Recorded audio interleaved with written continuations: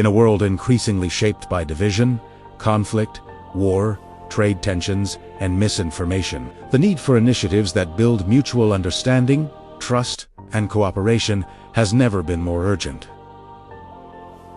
This is especially true in an age when global trade depends on constant coordination between people, institutions, and nations. The vast flow of goods across our oceans, from advanced electronics to clean energy technologies, relies on more than ships, ports, and supply chains. It also depends on people from different countries being able to understand one another. For Ireland and China, one of the most meaningful paths toward building that understanding has been through educational partnership and exchange. This enduring partnership is rooted in more than a century of profound people-to-people connections. In the early 20th century, Irish pioneers such as Dr. Isabel Mitchell and Frederick O'Neill arrived in northeast China. Frederick O'Neill, who lived in Liaoning for 45 years, from 1897 to 1942, founded schools that became early pioneers of modern education, fostering a spirit of mutual learning within these humble classroom walls. He believed in the power of knowledge and friendship,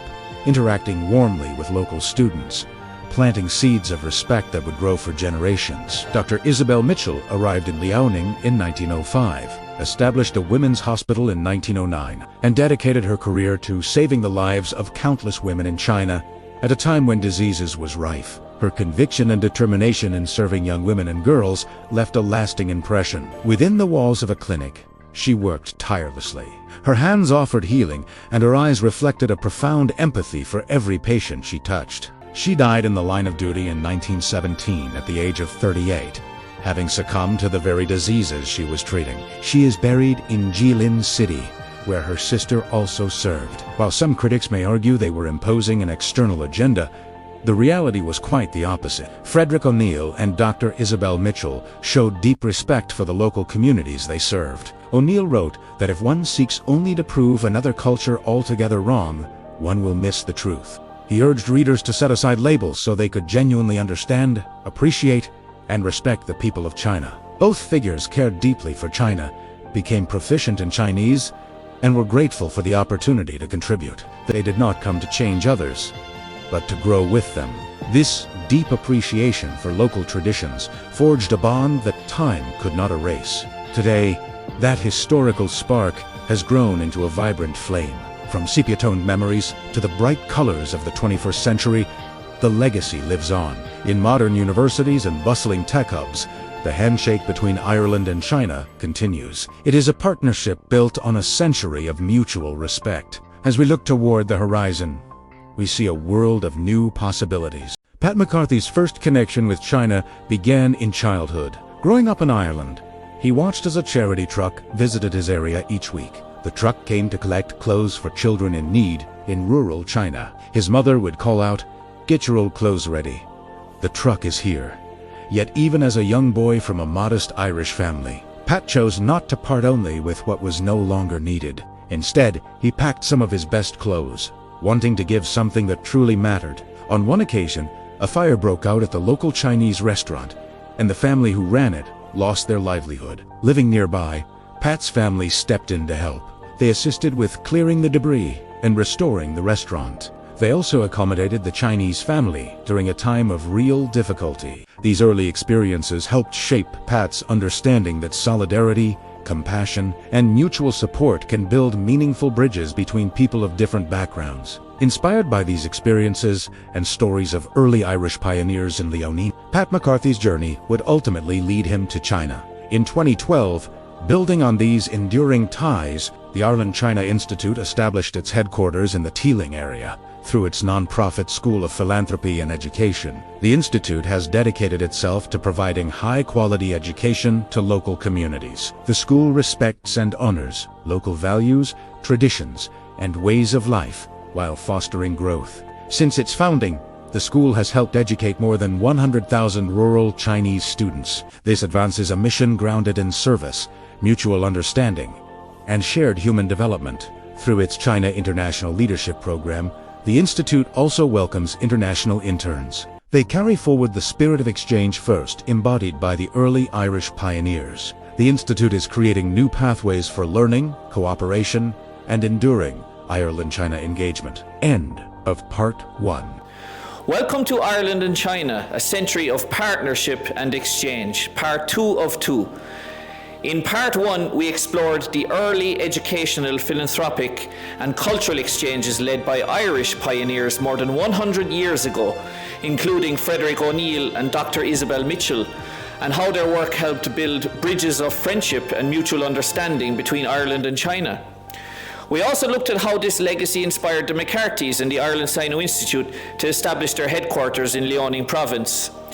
Through sustained engagement rooted in mutual respect, these exchanges have facilitated more effective communication, built greater familiarity, deepened understanding, and fostered the trust needed for lasting Ireland-China cooperation. We now turn to further examples of this blueprint for mutual understanding, from which other nations can draw valuable lessons. The Confucius Institute in Ireland serves as an important cultural and linguistic window into China for Irish people, while also providing a meaningful platform for exchange and cooperation.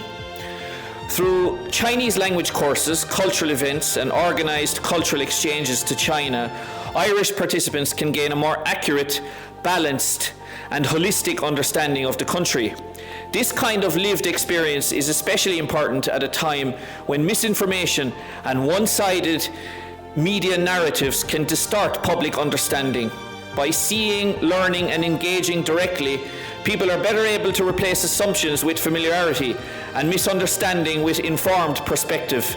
At the University of Galway, the legacy of the early Irish pioneers in China continues through collaboration between the Confucius Institute and academic partners, bringing together Chinese medicine and regenerative stem cell research. This work not only advances medical cooperation between Ireland and China, but also deepens mutual understanding by bringing researchers, students, and institutions into direct collaboration, fostering shared knowledge, mutual development, and long-term cooperation. Among more than 500 Confucius Institutes worldwide, Galway stands out as the only one that uniquely combines language, culture, Chinese medicine, and regenerative medicine. In Ireland, Mandarin Chinese became a leaving certificate curricular subject in 2020, with the first students sitting the exam in June 2022. According to Ireland's Mandarin Chinese curriculum specification, the subject aims to develop learners' ability to use the target language for communicative purposes, explore the interdependence between language and culture, and enable learners to celebrate and foster links with the Chinese language community. Learning Chinese not only introduces Irish and European students to new ways of life, broadens their perspectives, and helps unlock Ireland-China cooperation, partnerships and friendships, it also strengthens their career prospects, given that China is the European Union's largest source of imports and a global leader in international trade, advanced manufacturing, humanoid robotics, clean energy, the low-altitude economy, and autonomous vehicles. The list goes on. Proficiency in Chinese offers Irish students a powerful competitive advantage. Irish Prime Minister Micheál Martin was the first European leader welcomed by China in 2026.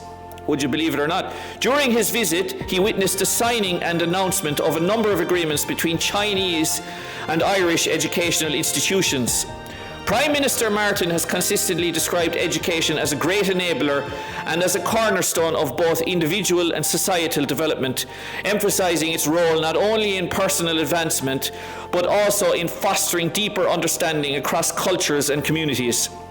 In 2025, Ireland and China had established over 110 joint education programs with more than 12,000 students enrolled.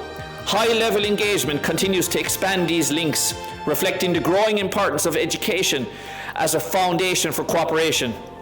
Initiatives such as the Europe Sino Institute's China International Leadership Program further strengthen this relationship by giving participants direct experience of China, while also offering Chinese communities meaningful insight into Ireland, its culture, values, and people. Today, China is Ireland's largest trading partner in the Asia-Pacific region, with bilateral trade reaching $36 billion in 2023. Irish exports to China are driven by electrical machinery, pharmaceuticals, medical devices, computer services, agri-food, and increasingly financial services. China exports machinery, electronics, consumer goods, and intermediate inputs to Ireland, supporting the country's manufacturing base and its role as a European hub for multinational value chains. Around 40 Chinese companies operate in Ireland, employing more than 5,000 people directly. Former Irish ambassador to China, Anne Derwin, has also noted that about 100 Irish invested companies operate in China, collectively employing around 5,000 Chinese people. These two-way flows of trade and investment bring tangible benefits to both countries, including job creation, knowledge spillovers, technology transfer, and wider economic growth. A century of educational, cultural, and philanthropic exchange has helped build the human bedrock beneath today's strong Ireland-China economic relationship. Across generations, these connections have turned first contact into familiarity, familiarity into understanding, and understanding into trust. Trade and investment may be measured in figures, but they are sustained by cultural understanding, long-term relationships, and trust between people. Through continued academic, cultural, and people-to-people engagement, Ireland and China have built more than an economic relationship. They have built a partnership rooted in understanding, strengthened by trust, and carried forward by the human bonds between their people. As President Xi Jinping has called for, the world must promote friendship and cooperation, enhance mutual learning among different cultures, and build a community with a shared future for mankind. After a century of Ireland-China partnership and exchange, that message feels especially clear. The future is built not by distance or division, but by dialogue, understanding, and the shared human bonds that bring nations closer together.